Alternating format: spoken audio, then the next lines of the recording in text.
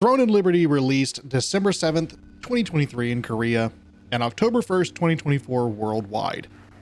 In the first month, they hit over 300,000 peak players and an average of 150,000 players with a player count of over 3 million.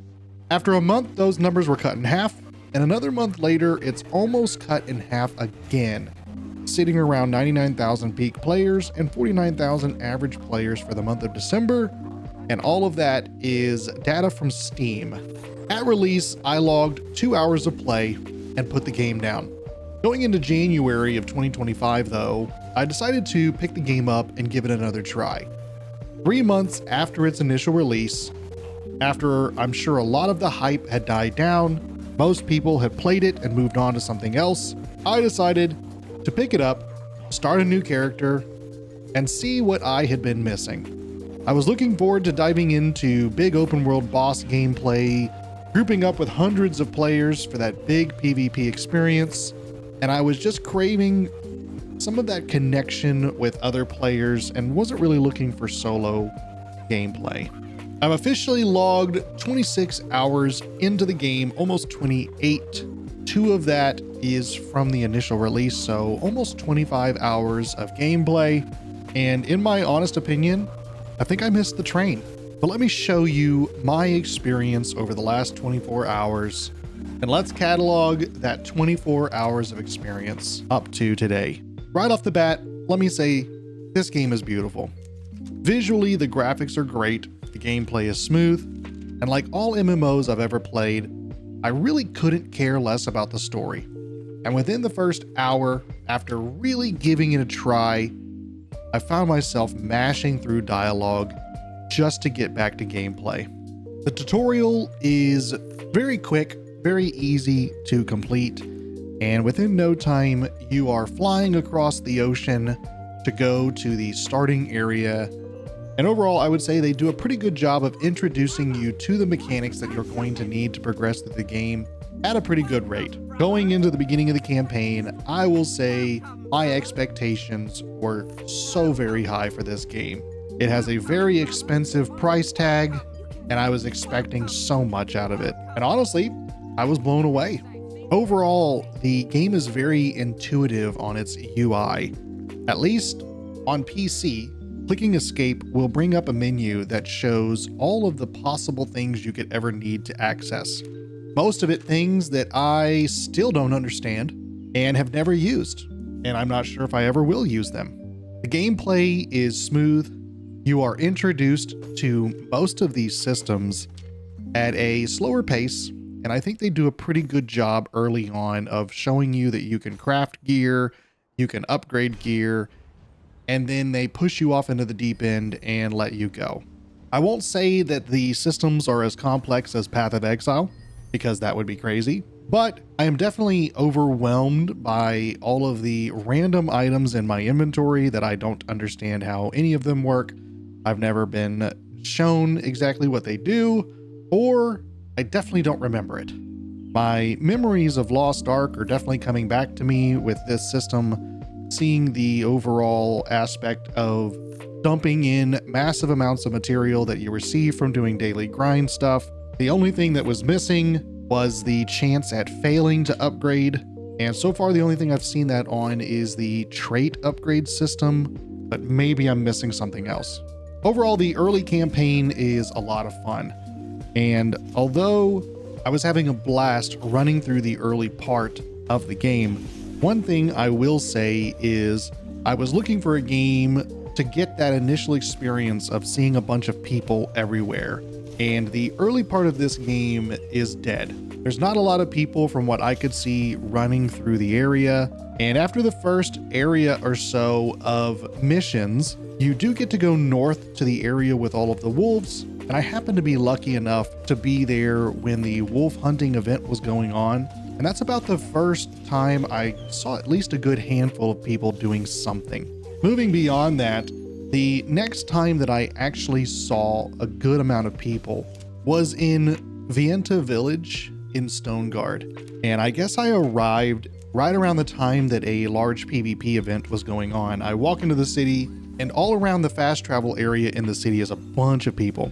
I move beyond them, to walk out through the exit, and I am immediately murdered by somebody. Of course, this is the first experience that I had in the game where I just instantly died against something. After respawning and going back and kind of taking my time and slowly walking out to make sure I didn't die from some odd mechanic, or maybe I went outside of bounds, I noticed all of the people fighting outside of the city. It was at that moment I realized I am way out of my league, and I have a long way to go if I ever expect to be competitive in PvP. I backed out of the village and continued on with my main questing, and around this time, in addition to experiencing PvP unwillingly for the first time, I was introduced to one of the biggest roadblocks that I remember pushing me away the first time, and I stuck with it this time, but the massive number of hotkeys that are required to be on your hotbar is very off-putting in this game. And if there are any people out there who are like me, I would imagine this would be the point that a lot of them would stop playing and find something else. Now, my background is coming from games that require you to have many abilities on a status bar. And I am used to going through that status bar and pushing buttons and constantly managing all of my different cooldowns. So that wasn't the problem. I scratched my brain for a little while, wondering why this game felt different. And after a little bit of recollection, I realized what it is. In a lot of these other MMOs, abilities have a pretty good amount of cooldown, and you are cycling through them at a good pace, along with your auto attacking. In Throne and Liberty, it is very different because of the fast pace action that is required.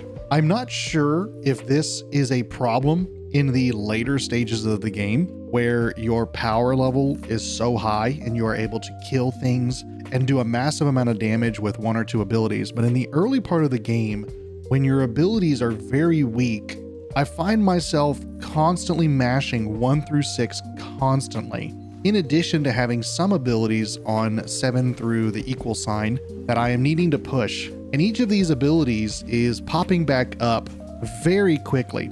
And by the time I blow through all of my abilities, I'm going back through and selecting them again. I'm not sure if there are macros in this game, but at this point in my gameplay, I found it very difficult to be able to manage all of the cooldowns and to not only control my character with the WASD keys while clicking all of these buttons, while also blocking special attacks from enemies or dodging. It was very off-putting and honestly felt very overcomplicated for no reason. But I pushed on and I continued through. I will add a caveat note saying that my experience with this after 20 plus hours has not improved, and I still feel overwhelmed with all of the massive amount of abilities. Of course, 10 to 12 abilities being too much feels crazy to say, but considering the style of this game, I think it is. Looking beyond that point though, as I traveled through the campaign and continued the acts, which for the most part felt, I wouldn't say monotonous, but definitely didn't capture me and draw me into the story, and I instead just felt myself mashing through the campaign so that I could get to the max level and get into the end game. But as I traveled across the world, one thing that stood out that is truly amazing about this game is the way that you are able to travel across the land. In the tutorial, you are introduced to your wolf form and your bird form to travel across the land that way. And also early into the game, you can encounter your third form, which is the water form, the otter. And that is a great way to travel around in local areas. But more specifically, what I'm talking about here is your ability to travel from one side of the map to the other. The most recent really big game that I've been playing that requires travel from one region to another is New World. And in that game, you have to select the point you want to go to on the map, channel for, I believe it's about 10 seconds, and then you are hit with a loading screen before you finally appear at the next travel point. In Throne and Liberty, you go to the map, select your shrine, and a 3-second channel time separates you from then immediately moving in that new region. There is no loading screen. That still amazes me even today in my gameplay. After 10 hours of gameplay I finally hit max level. I understand now that apparently people can do that in about half if you are optimal. But when I set out on this campaign, I was determined to not watch any advice guides or anything to try and speed up my progress or optimize my gameplay. I wanted to experience the game 100% on my own and figure out these systems. So after 10 pretty quick hours and enjoyable hours, I hit max level and I entered into the end game. At this point, I had upgraded a couple of my pieces to rare, but for the most part, I was rocking all of the green gear. I don't know if this is normal. I don't know if you can upgrade them beforehand, but at this point, I began the slow trek to upgrade my pieces of gear to rare pieces.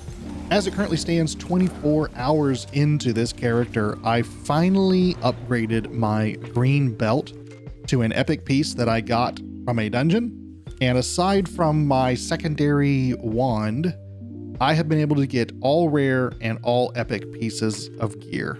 I'm sure it won't take me much longer before I'm able to get the wand and complete the set to have all rare or better gear. The next step is, of course, to get epic gear, which I am maybe almost pushing halfway, but I'm slowly starting to get into the routine of daily things to do in order to optimize the number of drops that I can get in order to get better gear. As I entered into the in-game experience, I finally started to analyze that escape menu and look at all of the various different things that I can do. I had already started doing the single-player dungeons where you progress from one level to another, killing an enemy and moving on to the next level. And I continued to progress through that up until level 50, but I also started adding in the group dungeons, as well as concentrating more on the contract missions that you can complete. I am still very confused by the schedule and all of the various different things that are on this schedule, but I've mentioned it before that New World is a game that is very near and dear to my heart. I've been playing for 3 years, off and on, and after 3 years in that game, it finally is hitting the point where I feel like there's a good amount of things that you can do every week. I am completely amazed that this game has been out for a year in Korea and a couple months worldwide, and there is so much stuff going on. I am absolutely taken back by the amount of things that I can do at any given time. Every time I log on, it feels like there's almost always something going on as far as it goes on the schedule. Some PvP event, some world boss, something is going on. In addition to that, there are a certain number of the multiplayer dungeons that you can do, a certain number of the contracts that you can do, and from my understanding, there is stuff to do in the guild as well. There is a plethora of events and other random things in the game that you can be doing at any given time. It is so amazing that New World has been out for 3 years. They have a handful of expeditions. They have some PvP stuff. They have no open world events outside of elite chest runs or clearing a few bosses that are scattered across the map. And this game has come in after 2 months and has what feels like exactly the same amount of content, if not more. It truly is amazing. So once again, I am absolutely blown out of the water by what this game has brought to the table.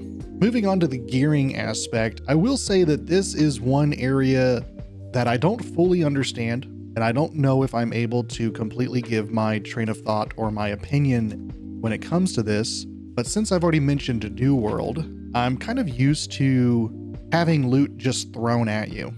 And one thing that I've noticed in this game, which honestly I do think is a breath of fresh air, is when you run an expedition, you might walk away with a piece of gear, but you might also walk away with a bunch of upgrade material and that's it. I find that a huge amount of my time spent in some other MMOs, or even Diablo or Path of Exile, for instance, is spent looking through gear and comparing gear to see if what I have is better. And it has been really nice to not have to worry about that in Throne and Liberty. I might get a piece of gear at the end of a dungeon, and it is very easy for me to look at that piece of gear and know whether it's something I need or not. I'm immediately able to add it to the lithograph, or however you pronounce that thing. Or from my understanding, you can extract some of the traits from those items using other current items that you have, but I haven't fully gotten into that yet. But then you're moving on very quickly and grinding for gear in other different missions or other different things across the map. It has been a wonderful piece of fresh air to be able to not have to worry about searching through bags and bags of loot every 30 minutes because my inventory is full. Moving on to the last topic that I wanted to touch up on in my experience before kind of getting into my final thoughts is the shop. Going into the game, the shop was one of the things that I heard a lot about, and hearing that it was pay to win was not particularly great, and I didn't like it. But after playing it and experiencing the shop, right off the bat, I will say that I don't feel this game, at least from my experience, is pay to win, but instead would be what I would call pay to get ahead. At least from my experience and what I've seen so far. I haven't spent a ton of time in the shop, but what it looks like is you can spend real money to be able to buy the upgrade materials needed to upgrade your gear, as well as boxes to be able to open up and get more gear. From my understanding, both of those things can be obtained through normal play, and swiping in order to open those boxes or get that material just increases how fast you're able to obtain these things. My opinion on all of that is if you have somebody who has a bunch of free time, they have a job, but they have a good amount of free time, they can spend their time playing the game, obtaining those materials, and they can find that game very enjoyable and have fun. Alternatively, you can have someone who's working multiple jobs or is working a job and has a wife and some kids or a family or a lot of obligations, and maybe they only have a few hours to play at night or on the weekends.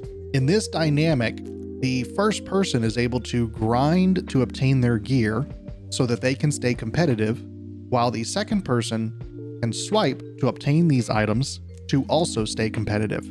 If I am able to grind 20 hours a week, I enjoy doing it and it helps me stay competitive, while a friend of mine has a full-time job and is only able to play 5 hours a week.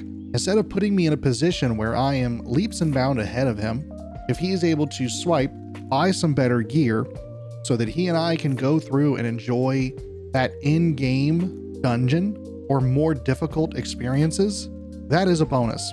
Now, of course, it all comes back to the fact that the company is trying to profit, and I don't blame them at all for that, especially for a product that is free. But so far, I can't knock the company for having these transactions when, from what I can see, anybody is able to obtain the same things by just playing the game. And we are removing the cosmetic aspect for this example. If there are special skins that you can only obtain from the shop for swiping, that is not what we're talking about here. We're just talking about paying to get ahead or paying to win. Now, the tricky aspect of this conversation is when you include PvP. And as somebody who has 24 hours logged into the game, I am not able to actually interact with PvP as it currently stands. Every time I have gone into PvP, I have been murdered in a matter of seconds. What the crap was that?